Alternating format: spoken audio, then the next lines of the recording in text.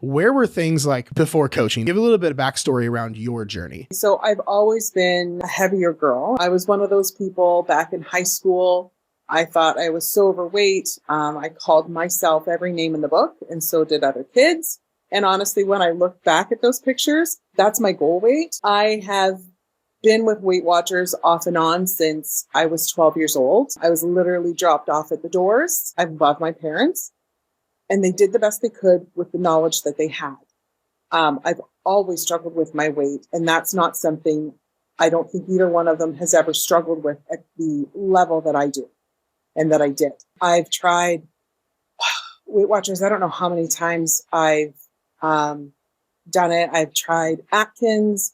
I tried some Slim Fast. I've always thought about food. I would do the Monday to Friday extreme diet. I did the Shakeology one. I've tried everything. I know what to do. And so I thought, well, something's going on between the years. Noom didn't work because it still labels food as good, bad, ugly. Jared, that's where I found you on TikTok. And then I went down the rabbit hole and I'm like, this makes so much sense. Mm. And then I was in your group, Fat Loss Simplified, for quite some time. I watched all the YouTube videos. I watched all the TikToks. I firmly believe that you guys started me off not at a weight loss session, but just healing that relationship with food. And that's what has always been missing. I always thought that it was my fault. It was my fault that I was overweight. It was my fault that I gained weight. It was my fault that I couldn't lose weight. And it wasn't. And it isn't. It's what goes on up here. What goes on in your head is so strong. And you have to get rid of all the ideas of good food versus bad food. For me, when I grew up, I was a food sneaker. So I would have to sneak food. Because again, food was good or bad. I was allowed to eat certain foods and I was not allowed to eat certain foods that other members of my family were allowed to eat. But you guys introduced me to the fact that food is neither good nor bad. And that allowed me to realize that, I don't know, a chocolate bar is 250 calories. But for my entire life, 25, 30 years of Weight Watchers, of counting Richard Simmons cards, that's how old I am. On Weight Watchers, if you get, let's say, 27 points a day, a candy bar is 7 points or 6 points. It's ridiculous. Well, that's half of my points almost. So what I learned was to sneak food because that's what I had to do around the home. I was hungry. I was a child and I was hungry. So I would eat crackers and I would eat things that wouldn't be noticed because I was hungry. And that was something that I struggled with. Before I met you guys, one of the jokes I would make was the only thing that would stop me eating chips was the bottom of the bag. And that's how I used to be. That is not how I am now. And that's not how I have been for months and months and months. Cookies aren't scary for me. I threw out Christmas cookies because they've been in my house. I threw out chocolate because honestly, we have too much of it because I'm not eating it. And that's all because of the work that I've done with you guys in the group, with you guys in the private group, and with Grant. And taking that time rather than run full steam ahead of, I'm going to be perfect. I'm going to do this, that, and the other.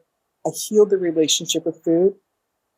I don't sneak food anymore. I'm not an emotional eater anymore. If I want a chocolate bar, I have the stupid chocolate bar. And I write it down and I move on. And if I overindulge in one day, that's okay. The next day or that moment, whatever it may be, I go back to eating the way that I want to eat, not should, want to. And I don't penalize myself for it. I know I'm not supposed to ask this. How old are you? I have to do the math. 48. Like I'm down 45-ish pounds. I'm floating between 45 and 50. She says that so casually. but I appreciate where I am because where I was last time, I would have said, I've only lost 45 pounds. I wanted to be at 50 pounds by now. And even if I was at 50 pounds, I would say to myself, I've only lost 50 pounds. I should be at 55. Whatever I did wasn't good enough. Things get really real when it comes time to invest in yourself, especially financially, right? So for you, what made you decide to invest in yourself to go, okay, this is it. I need to get help? It was quite a few things, if you will, jumbled up together. Weight Watchers is not cheap, especially Weight Watchers for 30 years. How much have I paid to Weight Watchers on their meetings, on their products, on everything? I've paid a ton of money for it. And I developed horrible relationships with everything. I can only do so much. I can only use the tools that I have in my toolbox. I am not an expert. I don't know everything. And that in turn turned to you guys. I've tried everything. Why wouldn't I be open to going to you guys? Because you guys are weight loss, but you're also working on the mind, dieting from the inside out. But I am worth it, and I have a very supportive husband, and I can't take the money with me. I was on the road to living a shorter life physically and also mentally. There was a huge burden to live with the struggle, the constant struggle of food.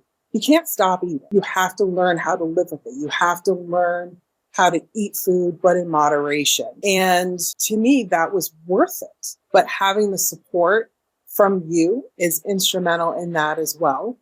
Having a cheerleader in your corner cheering you on has helped me on so immensely on a personal level and also on a business level. I never would have believed in myself, ever without you, Grant, allowing me the possibility to dream and to believe in myself. So that has been huge. What would you say to someone who is where you were, who feels lost, who feels hopeless? What would you say, like, to that person right now? You've done the best with the tools that you have in your toolbox. Now it's time to turn to you guys to ask for help. You guys know what you're doing. If I knew what I was doing, I would have figured it out 30 years ago. But I knew that I was missing the headspace part. And that for me is the biggest part that you guys offer.